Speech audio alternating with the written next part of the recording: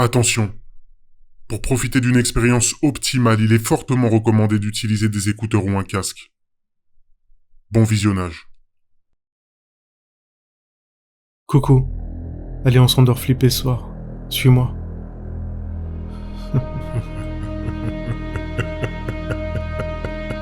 L'étrange disparition d'Elisa Jockler.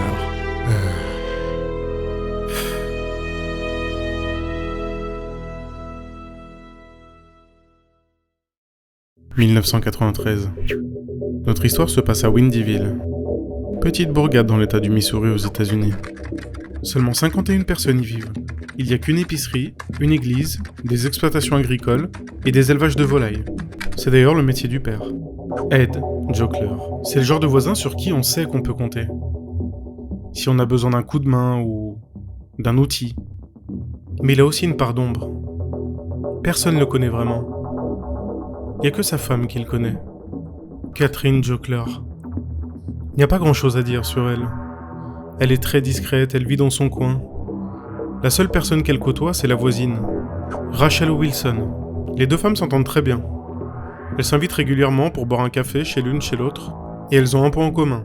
Rachel a une fille, Shirley Wilson. C'est la meilleure amie de Elisa. Et elles ont le même âge, 11 ans. Par chance, les deux filles, elles n'ont jamais été séparées. Elles ont eu la même scolarité, dans les mêmes classes, au même endroit. Et c'est encore le cas aujourd'hui. Elles s'organisent régulièrement des soirées pyjama et ça se passe super bien. Catherine, la maman de Elisa, s'est portée volontaire pour accompagner et récupérer les filles à l'école. La Buffalo High School. Comme son nom l'indique, elle se situe dans la ville de Buffalo, à 22 km, soit une trentaine de minutes en voiture. Mais alors pourquoi Catherine s'est portée volontaire pour accompagner et récupérer les filles à l'école ? Parce qu'elle fait les mêmes horaires et qu'elle travaille juste à côté de l'école. Dans la bibliothèque municipale, la Dallas County Library. Elle est chargée de la location des livres et de l'entretien des locaux. Le vendredi 14 mai, il est 15h30. Catherine quitte son travail comme à son habitude. Traverse la rue, se dirige vers le parking, et elle retrouve sa voiture, une Ford Taurus wagon de couleur beige. Elle place la clé dans la serrure, et se rend compte que la porte n'est pas verrouillée. Elle est très étonnée, mais se dit qu'elle a peut-être simplement oublié. Elle démarre, sort du parking, tourne à gauche. Elle avance à peine 100 mètres et se gare de nouveau. À peine arrivée, elle voit Elisa et Shirley courir vers la voiture avec un sourire jusqu'aux oreilles. Pas étonnant. Elles sont super heureuses d'être en week-end et de passer une soirée pyjama ensemble. À peine montées dans la voiture, les filles font constater à Catherine qu'il y a une odeur vraiment inhabituelle dans la voiture. Ah, mais c'est quoi cette odeur, maman ? Mais c'est horrible ! Oui, il y a une petite odeur, les filles, mais on va pas exagérer non plus, hein. Elles en resteront là. Catherine démarre la voiture et se dirige vers le Blockbuster. C'était des boutiques spécialisées dans la location de films. Il y en avait un peu partout aux États-Unis. Les filles avaient pour habitude d'y aller avant de rentrer pour le week-end. Juste avant, elles sont allées faire quelques courses au supermarché. Mais une fois sorties du Blockbuster, elles se dépêchent de rentrer dans la voiture parce qu'il se met à pleuvoir.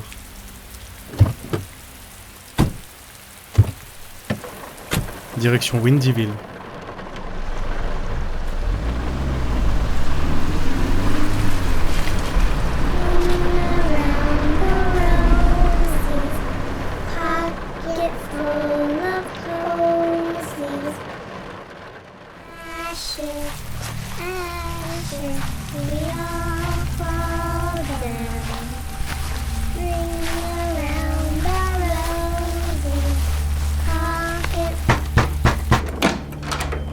Ça y est, les filles sont rentrées à la maison.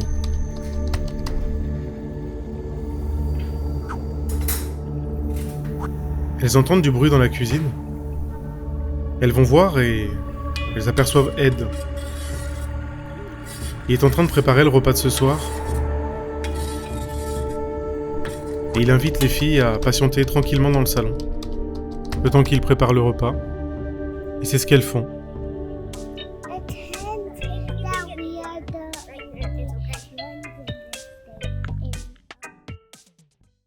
Elles étaient en train de s'amuser quand d'un coup...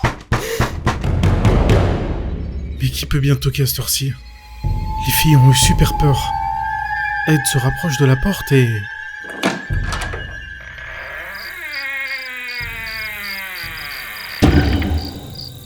C'est Rachel. Elle vient déposer des affaires à sa fille, parce qu'elle a oublié de les prendre ce matin. Elle devait les mettre dans son sac, mais elle a oublié. Et par la même occasion, Ed propose à Rachel de rester manger avec eux. Elle accepte.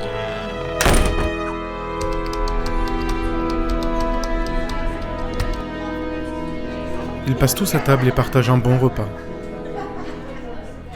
Une fois terminé, Rachel se lève, souhaite bonne nuit aux filles, et elle rentre chez elle. Catherine, Elisa et Shirley débarrassent la table, pendant que Ed monte dans sa chambre et déplace le meuble télé sur roulette jusqu'à la chambre de Elisa. Ed redescend et s'installe sur le canapé du salon. Les filles sont en train de se faire du popcorn. Catherine ferme les rideaux. Lorsque le popcorn est prêt, les filles montent dans la chambre et Catherine s'installe elle aussi sur le canapé aux côtés de Ed. Tout est enfin prêt. Les filles insèrent la cassette.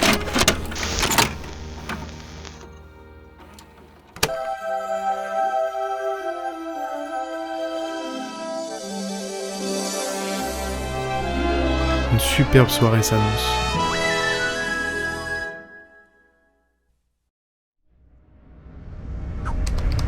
« 22h22, le début de la fin.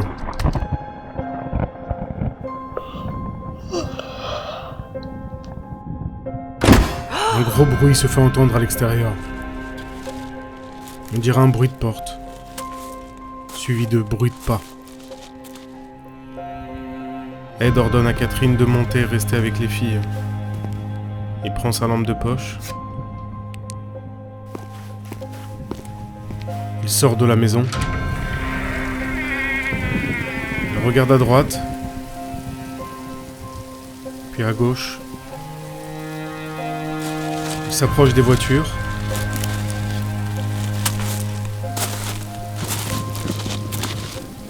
Mais il ne voit rien. Il se dirige vers la maison et il ferme la porte derrière lui. À peine rentré, il sent qu'une mauvaise odeur flotte dans l'air.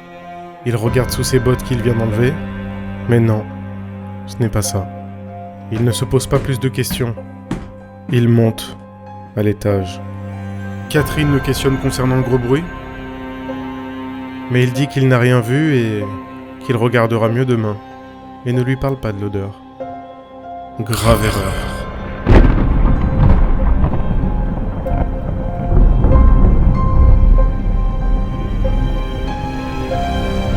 La nuit du cauchemar.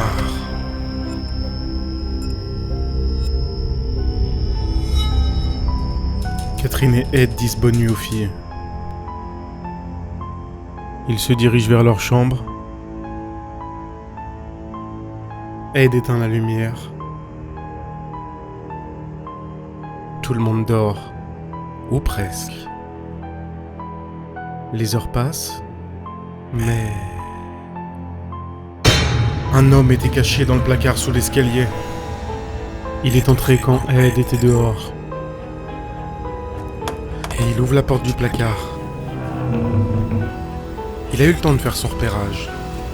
Il monte les escaliers le plus discrètement possible. Et il se dirige vers la chambre des filles. Il ouvre la porte. Il s'avance vers Elisa. Et il place sa main sur sa bouche. Elle ouvre les yeux.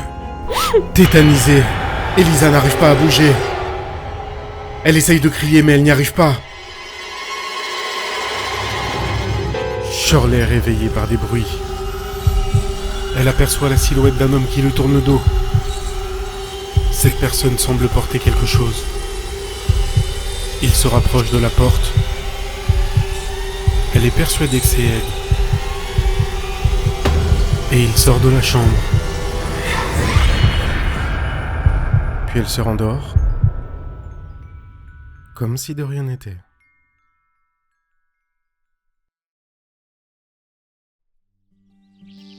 Le lendemain matin, une bonne odeur de pain grillé arrive au nez de Shirley. Elle se réveille, mais Elisa n'est pas là. Elle se dit qu'elle est sans doute partie déjeuner. Elle descend et retrouve Catherine et Ed. Bonjour. Bonjour Shirley. Elle descend pas, Elisa? Bah non, je pensais qu'elle était descendue. Ils comprennent tout de suite qu'il y a un problème. Ed s'empresse d'aller chercher à l'étage, pendant que Catherine et Shirley cherchent en bas. Mais il n'y a rien à l'étage. Et il redescend aider Catherine. Et rapidement, ils se rendent compte qu'il y a des traces de terre inhabituelles. De la porte d'entrée jusqu'au placard sous l'escalier. Et ils ouvrent la porte. Au sol, ils découvrent une vieille paire de bottes qui n'appartient pas à Ed. Mais à qui sont-elles? Et une horrible odeur qui leur est étrangement familière.